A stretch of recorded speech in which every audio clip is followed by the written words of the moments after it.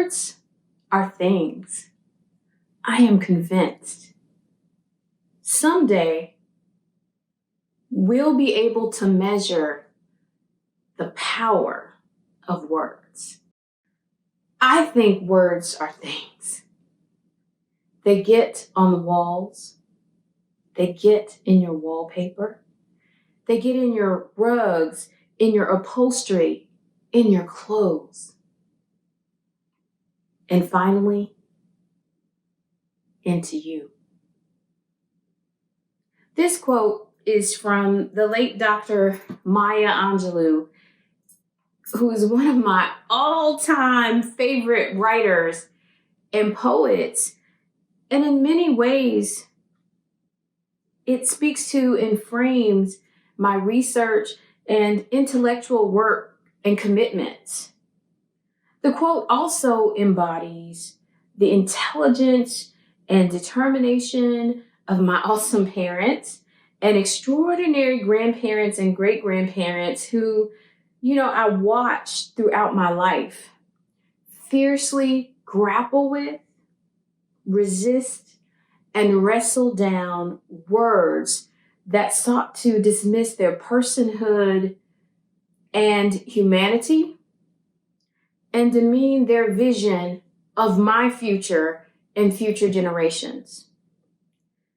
They had a colossal amount of resilience and wisdom, and they were my first teachers. They taught me the value of words, and that words undeniably do matter. My scholarly journey, when I think about it, it really began when I was a high school English teacher. And it was from that classroom or my classroom and insights that I've had and experiences that I've had as an African-American young woman growing up in the rural South that I really began to ponder things in my classroom that I was seeing and hearing, and how the day-to-day experiences of some of my students seem so different than others, especially Black girls and students from what I call historically resilient communities. Their words and experiences, I carry them with me, and they are definitely part of my scholarly research DNA and, I guess you could say my intellectual makeup. So to some, it probably comes as no surprise that my research involves the study of language and words, and it uses an approach called discourse analysis. And I use that to study educational context and historically resilient communities, particularly the experiences of Black young women around silence, as well as Black youth. When I think about discourse analysis, I guess to simplify, it's just a way to examine and look at people's actions and interactions as they use language. I study language to capture power. I'm interested in power relations, particularly how people use language and what they do with it, and how we position each other with and through our languaging. Now, while others may think of discourse analysis differently than I do, I think about it as an exploration of seeing. And I also use other areas like whiteness studies and the work of Black feminists to better understand and see more clearly the experiences of those who've been marginalized, as well as those who've been historically privileged. What Black feminist and whiteness study does is it often helps me see and begin to unpack layers of systemic privilege or hardship that these historically resilient youth have navigated or suffered through. seeing is definitely important and central, I think, to my intellectual work. It's a metaphor that I use a great deal in my recent work. I think we often perceive each other through our language.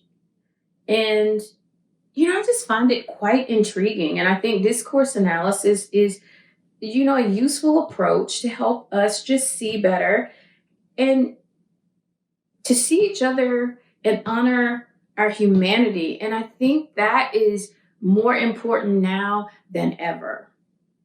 So I hope to continue collaborating and doing meaningful research with those involved in teaching and learning context, particularly youth and teachers and community members, those involved in helping professions, as well as, industry.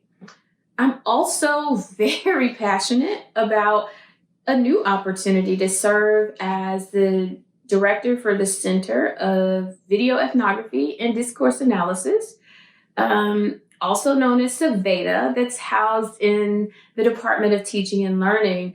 I see the center as an opportunity to collaborate and engage my work more broadly and to help people understand how discourse analysis, it can be a way to help them see and better understand and address inequities and disparities.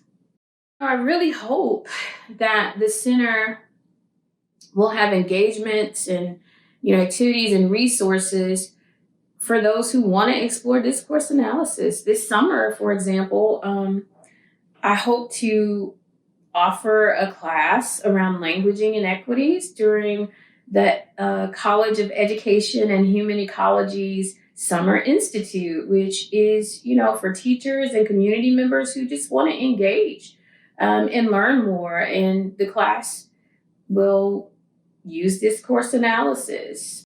In the autumn, CVETA will also kick off the D table, D standing for discourse. And we hope to engage students, graduate, undergraduate students, faculty, our community. We hope to engage in conversations with scholars from the field of discourse analysis. And ultimately, at some point, I would, like to offer a sort of renewable certificate for teachers and community members and those from helping professions as well. Really anyone who wants to think about studying language as a means to help address and begin to understand some of the systematic inequities and disparities that often plague our society as a whole and our institutions, like racism.